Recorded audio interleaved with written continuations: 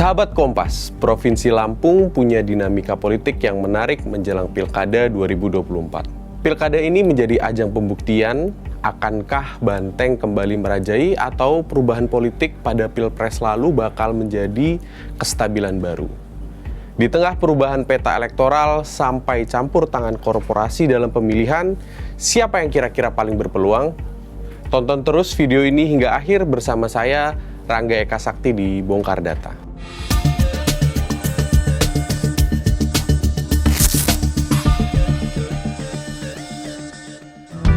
Menjelang pendaftaran pasangan calon, muncul beberapa nama yang berpotensi bertarung dalam Pilkada Gubernur Lampung.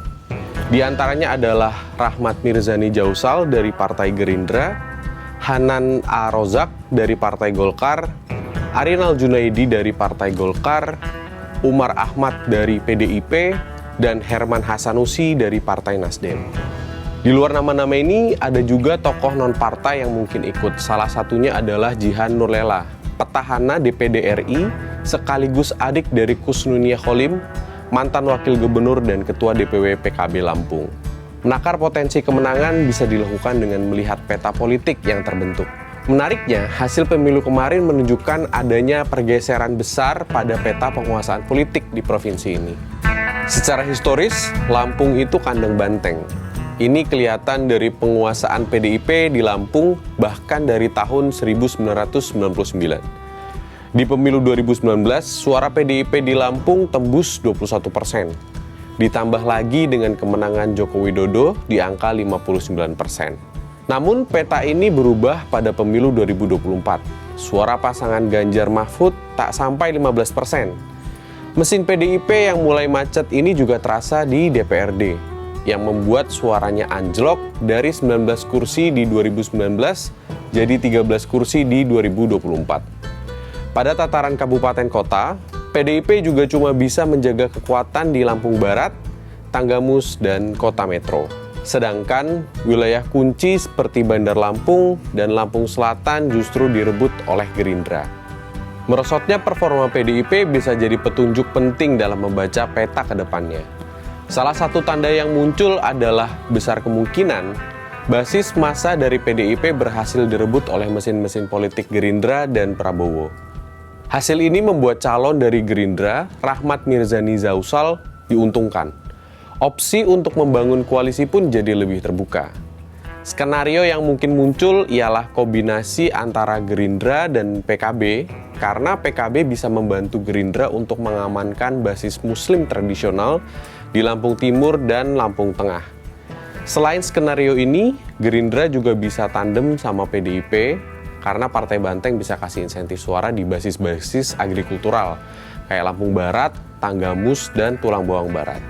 Tapi potensi Golkar juga nggak remeh. Di atas kertas, 13% kursi legislatif provinsi ini bikin posisi tawar Golkar mantap. Terus partai ini juga jadi pemenang di Lampung Tengah, daerah dengan persentase pemilih terbesar. Maka koalisi antara Golkar dengan PKB juga bisa jadi opsi yang masuk akal untuk diambil.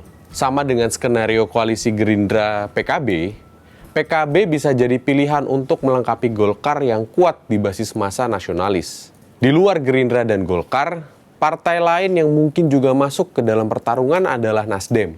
Di satu sisi, perolehan partai ini memang tidak sebaik Gerindra, Golkar, PDIP, dan PKB. Tapi di sisi lain, Nasdem jadi partai kedua dengan penguasaan kursi eksekutif terbesar setelah PDIP di pilkada sebelumnya. Menariknya, kayak kejadian di 2013 dan 2018, situasi bisa aja berubah drastis. Di luar peta politik, faktor dukungan korporasi justru punya pengaruh besar. Campur tangan korporasi ini susah buat dihindari karena mereka punya kepentingan bisnis kayak perizinan lahan dan praktik bisnis tertentu seperti land clearing.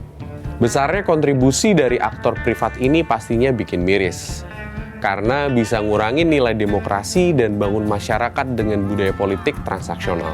Nah, tapi ada yang beda nih di Pilkada 2024. Sekarang, pergerakan modal korporasi ini kelihatannya lebih halus.